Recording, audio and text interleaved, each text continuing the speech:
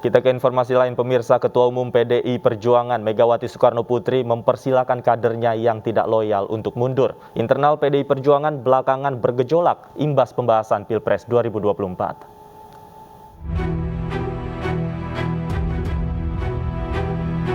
Ketua Umum PDI Perjuangan Megawati Soekarnoputri meminta kader partai tetap solid meski di tengah pandemi, pertemuan hanya bisa dilakukan secara daring. Dalam peresmian prasasti Taman UMKM Bung Karno dan penandatanganan 16 kantor PDIP Kamis kemarin, Mega meminta kader solid dan disiplin, namun mempersilahkan kader yang tidak loyal dan tidak lagi suka PDIP untuk mundur. Tentu aturan partai itu siapa sih yang bertanggung jawab? Ketua umum, saya.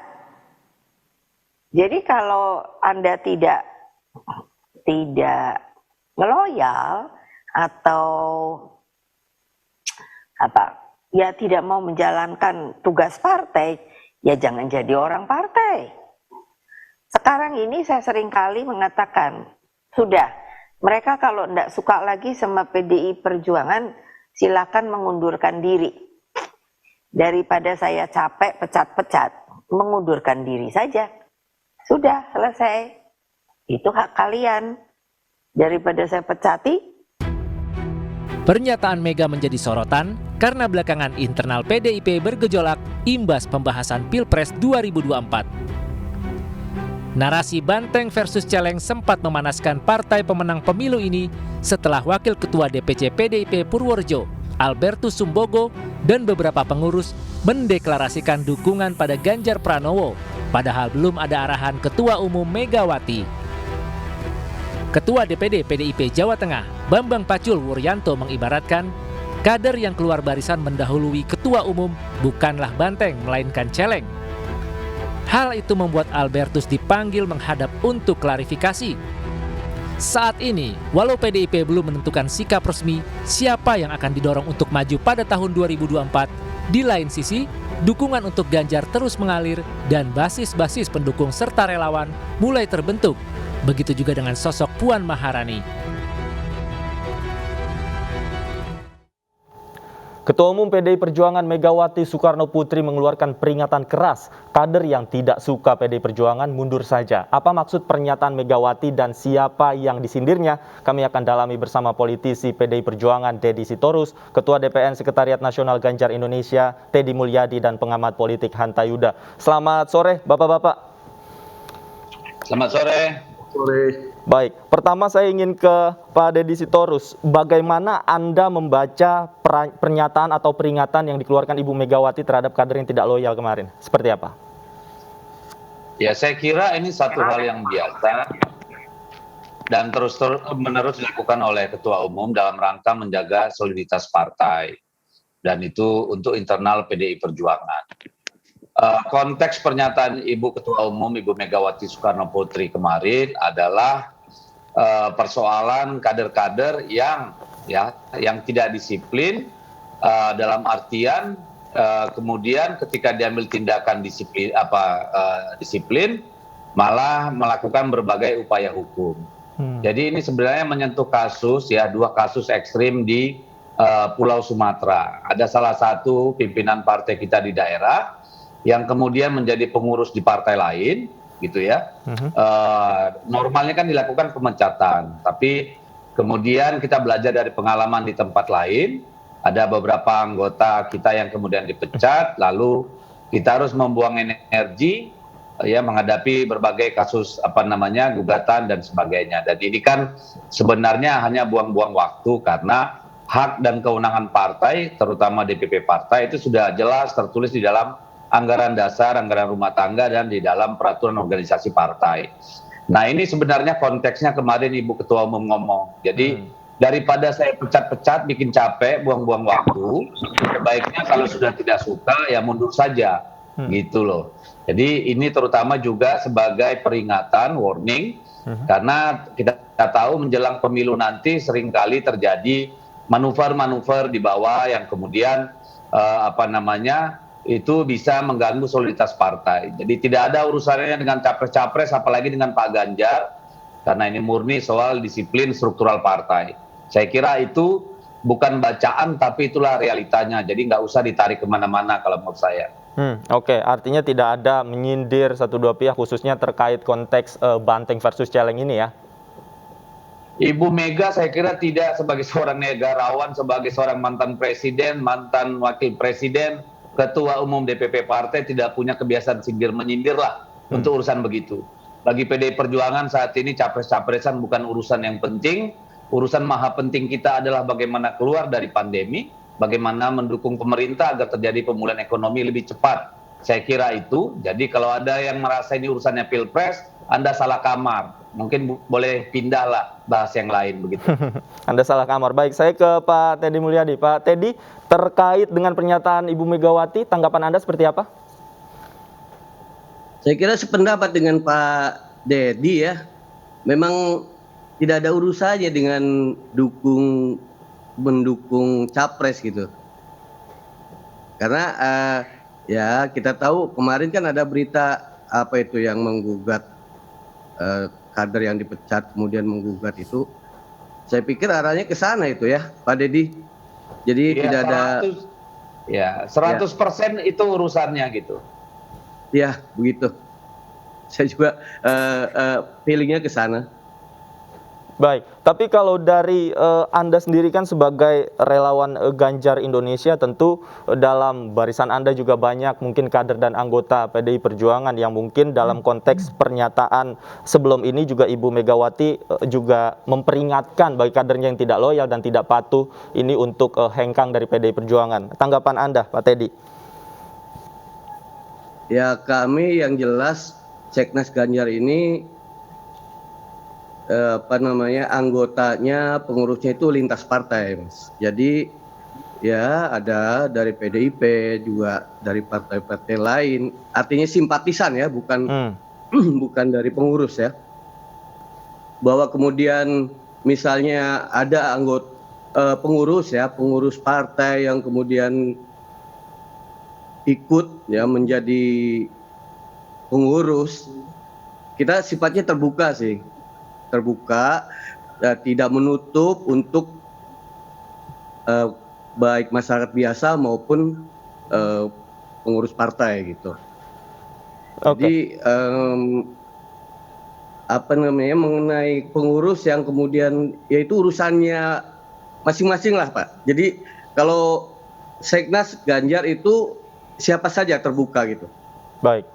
Gitu. Saya ke Bang Hanta. Bang Hanta, terkait dengan dinamika yang terjadi di PDI Perjuangan, kemudian Megawati juga bukan kali ini saja memperingatkan kadernya dan simpatisan yang tidak loyal terhadap partai. Bagaimana sebenarnya cara menafsirkan pernyataan Ketua Umum PDI Perjuangan ini? Ya, pertama ini gaya komunikasi Ibu Megawati, saya kira kita sudah paham semua ya. Bukan hal yang pertama, gaya komunikasi yang belak-belakan, yang apa adanya. Dan sebelumnya kita ingat ketika menyampaikan pesan di forum besar juga di media ke Pak Prabowo, bilang ke Mas Bowo, Pak Prabowo ya, kalau mau menang dekat-dekat saya. Nah juga ke Pak Jokowi juga harusnya partai PDI Perjuangan harusnya dapat menterinya lebih banyak dong, dan seterusnya.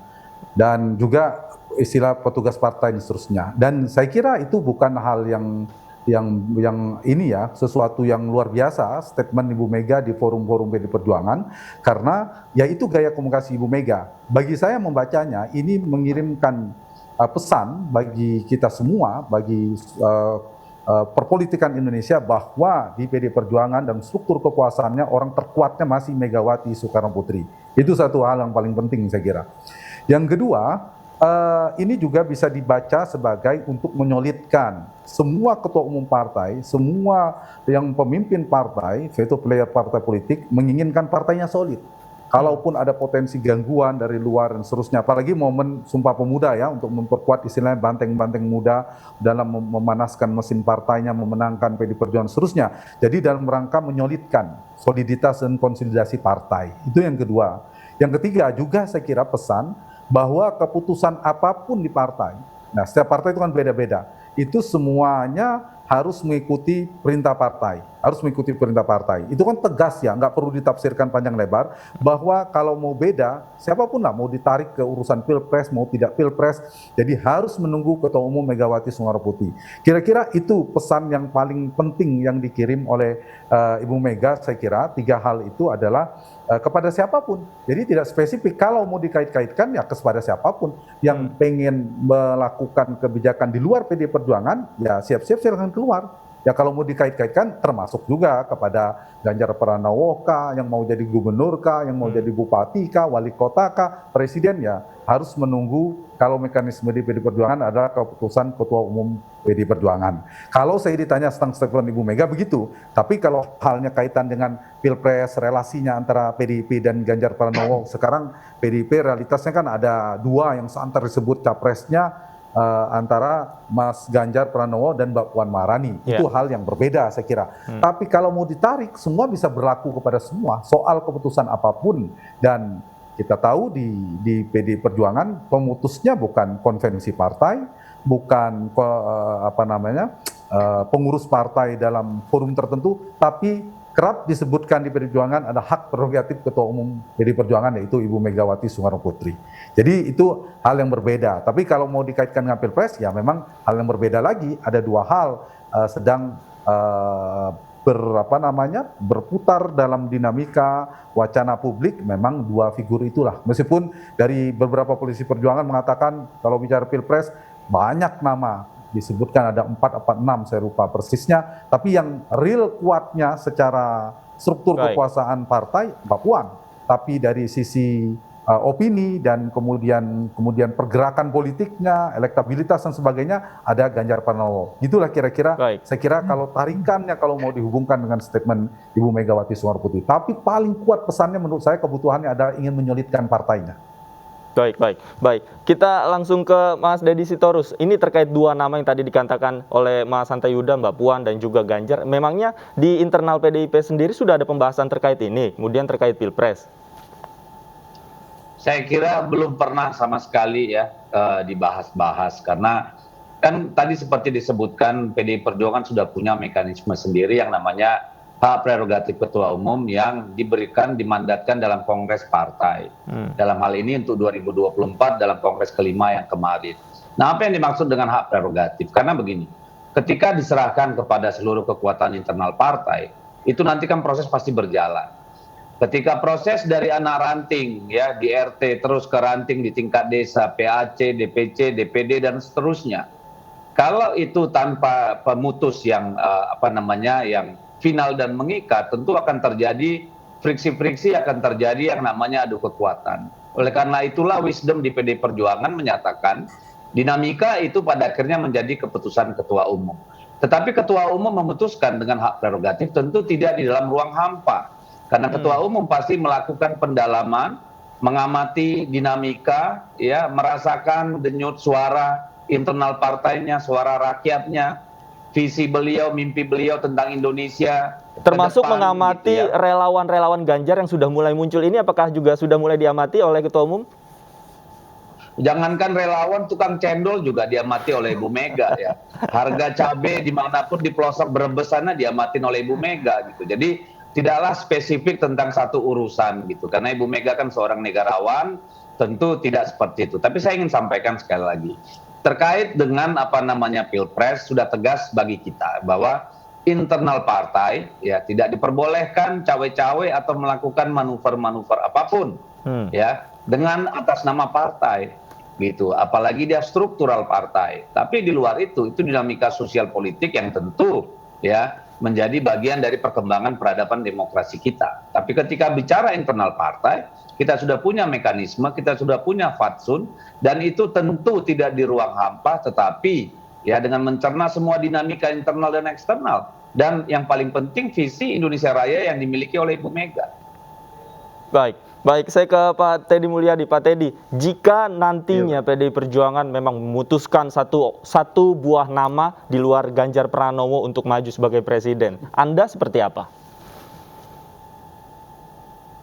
Ya, ada beberapa jawaban yang itu juga sudah dilansir di beberapa media. Misalnya ada adagium nek ora Ganjar ya ora gitu. Nah ini maksudnya ada beberapa tafsir, misalnya kalau tidak Ganjar yang diusung ya kita tidak milih partainya gitu. Ada lagi tafsir lain, kalau tidak Ganjar yang diusung ya kita diam di rumah sajalah, nggak ikut pemilu gitu. Ada juga yang menafsir bahwa kalau tidak Ganjar ya ada juga yang tetap ikuti pesta demokrasi itu gitu. Baik Pak Teddy, Jadi- ini ancaman atau tafsiran ini? Jika bukan Ganjar, tidak milih partainya. Ya, bukan hanya tidak milih partainya, bahkan tidak milih partai manapun yang tidak memilih Ganjar. Oke. Gitu. Atau itu sebenarnya sama dengan yang dikatakan kalau nggak ada Ganjar ya nggak milih gitu loh. Kalau tidak Ganjar diusung ya wis tidur di rumah aja gitu, nggak ikut pemilu. Oke, baik. Saya ke Bang Hanta. Bang Hanta, Ya. tentu apa yang terjadi di internal PDI Perjuangan ini akan berdampak. Nah, bagaimana kemudian kita membaca dampak elektoral terkait internal PDI Perjuangan ini? Ya,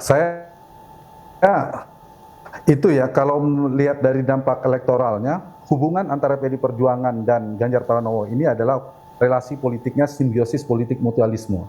Dia saling menguntungkan. Sekiranya PDI Perjuangan mendukung Ganjar misalnya di ujung, ini sebelum kita ingat sekitar 7 tahun yang lalu atau 8 tahun yang lalu, tahun 2013 menjelang 2014, hal yang sama. Dulu juga ada nama Mbak Puan, disebut akan berurusan dengan Prabowo, di sisi yang lain ada nama Jokowi. Tapi kan ternyata Ibu Mega punya keputusan mendukung Pak Jokowi. Nah sekarang kan bisa jadi di luar Mbak Puan, tapi bisa juga ternyata Mbak Puan. Kita tidak tahu, karena saya sering mengistilahkan misteri Megawati. Ya, kita tunggu saja di sana. Tapi kalau dilihat dari analisa elektoralnya, dari data-data survei kami juga, kalau keduanya ini saling mendukung, itu menguntungkan. Kenapa? Basis utama Ganjar Pranowo berdasarkan data survei kalau di cross step itu basis utama Jawa Tengah. Dan jangan lupa di Jawa Tengah itu juga ada kandang banteng, basis utama PDI Perjuangan. Karena itu kalau sama-sama saling mendukung, maka suara-suara itu mengkristal semuanya. Pendukung Ganjar akan solid mendukung PDI Perjuangan, sehingga PDI Perjuangan akan mendapatkan berkah kotel efek yang kuat, nanti peningkatan yang signifikan. Pun sebaliknya, suara-suara yang militan, kader-kader banteng atau simpatisan PDI Perjuangan juga akan solid mengkristal mendukung Ganjar Pranowo. Sehingga itulah namanya hubungan simbiosis politik mutualisme, saling menguatkan. Tapi sebaliknya, nah sama, kalau kemudian mereka berpisah, ya sama-sama ada kerugian politik. Ganjar misalnya, kalau tidak didukung PDI Perjuangan, saya kira tidak boleh overconfident juga. Ada potensi penurunan suara. Karena ada yang basis PDI Perjuangan yang sangat mengikuti Ibu Mega dan partainya, itu tidak mendukung Ganjar. Pun sebaliknya, ada kader-kader atau relawan-relawan simpatisan yang senang Ganjar, bisa jadi dia tidak milih PDI Perjuangan. Jadi sama-sama dirugikan. Kan? Berpulanglah pada PDI Perjuangan akhirnya. Kalau saya ditanya analisanya memang dilema. Pilihannya kan tinggal 3 nanti.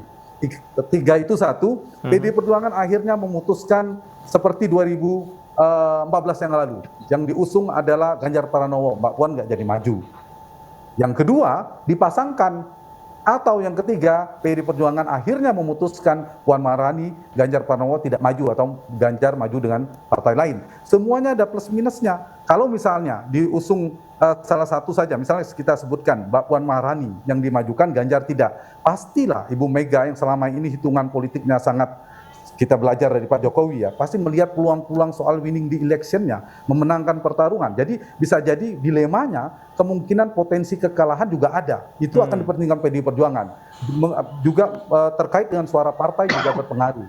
Itu faktor kalau misalnya yang diusung adalah Mbak Puan tanpa Ganjar. Pun sebaliknya, atau dua-duanya dulu. Kalau didukung dua-duanya beririsan, basisnya sama. Itu juga secara elektoral perlu dikalkulasi. Bisa jadi misalnya lawannya Anies Baswedan berpasangan dengan wakilnya kuat, saling melengkapi. Nah itu juga jadi tantangan bagi PDI Perjuangan.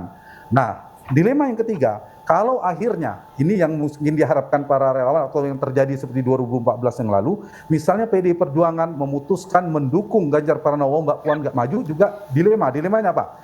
Beda dengan Mbak Puan yang dulu. 6-7 tahun yang lalu Mbak Puan belum pernah jadi Menko. Sekarang Mbak Puan itu sudah pernah jadi Menko, Baik. sudah jadi Ketua DPR, karir politiknya sudah semua. Terus mau kemana lagi? Jadi Baik. terancam karir politik Mbak Puan juga kita tahu. Ditambah sedikit lagi, kalau misalnya PDIP tiketnya diserahkan ke PDIP ke Ganjar Pranowo, potensinya Ibu Mega kan kerap mengatakan regenerasi ya, regenerasi kepemimpinan ke depan tentu terkait kepemimpinan PDI Perjuangan. Nah kalau itu jatuh ke Ganjar, ya ada potensi Ganjar akan memimpin PDI Perjuangan. Saya kira itu juga tanda petik mengancam Bung Karno. Tentu saja Ibu Mega, Mbak Puan ini kan kita realitasnya putri mahkota. Orang terkuat di PDI Perjuangan setelah Ibu Mega itu Mbak Puan lah. Jadi poin saya dalam struktur kekuasaan di PDI Perjuangan Mbak Puan unggul dan kuat. Ganjar mohon maaf bukan siapa-siapa di PDI Perjuangan. Tapi sebaliknya dari sisi elektoral dukungan politik realitasnya sementara ya meskipun fluktuatif dinamis nanti bisa berubah, Ganjar lebih tinggi dukungan politiknya ketimbang Mbak Puan. Nah itulah tantangan ya. Saya kira Ibu Mega biasanya tepat mengambil keputusan. Kita nggak tahu, bisa jadi dipasangkan, bisa jadi salah satu. Baik, keputusan tetap ada di Ibu Mega. Saya ke Mas Dedi. Tadi Anda mengatakan bahwa keputusan tapi biasanya Ibu Mega juga tadi seperti Pak Dedi bilang, pasti ada, bukan Ibu Mega provinsi sendiri, mendengarkan pengurus. Tidak lahir dari ruang-ruang kosong, tentu melalui kajian dan aspirasi dari akar rumput. Nah, Mas Dedi, apakah tadi termasuk relasi mutualisme antara PDIP dan Ganjar juga mungkin barangkali bisa dipertimbangkan dalam mengambil keputusan tertinggi oleh Ibu Mega, Pak Dedi? Saya kira semua hal akan dipertimbangkannya.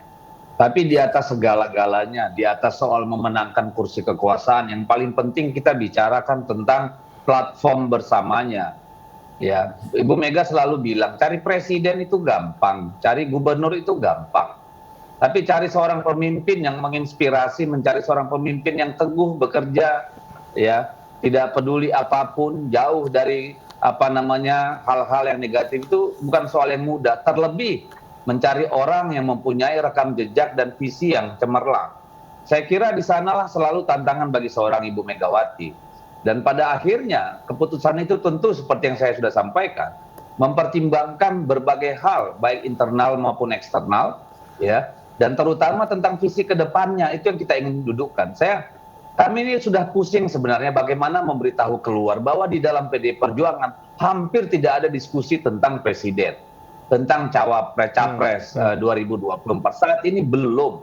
Tetapi apakah itu diperbincangkan oleh kader dan aktivis PDI Perjuangan sudah tentu, ya. Tetapi secara formal, secara serius itu belum pernah dan tidak kepikiran. Silakan nanti lihat di rapat kerja nasional kita pada bulan Desember. Apakah itu menjadi sebuah diskursus gitu? Karena terus terang Ibu Mega selalu mengingatkan kita ya, dan kelihatan bahwa saat ini yang paling penting buat kita itu menyelamatkan nyawa rakyat Indonesia dalam pandemi ini, menyelamatkan hidup mereka karena himpitan ekonomi. Dan bagi kami, seperti yang dikatakan Pak Hanta Yuda tadi ya, saya ingin bantah itu karena soal kekuatan siapa kuat, siapa tidak kuat, saya kira pada akhirnya bukan seperti itu hitungannya ya. Kalau dalam mengeksersis kekuasaannya mungkin iya, tetapi apakah itu menjadi pertimbangan vital ya, determinan dalam menentukan siapa calon kita? Belum tentu dan tidak gitu. Baik, artinya ada banyak variabel yang dipertimbangkan dalam memutuskan seseorang siapa yang layak maju begitu ya. Terima kasih sekali lagi Pak Deddy Sitorus, politisi PDI Perjuangan, Pak Teddy Mulyadi dan juga Bang Hanta Yuda. Kita nantikan nanti seperti apa dinamika yang terjadi di internal Partai Demokrasi Indonesia Perjuangan. Terima kasih Bapak-bapak sudah bergabung bersama kami di iNews Sore. Selamat sore.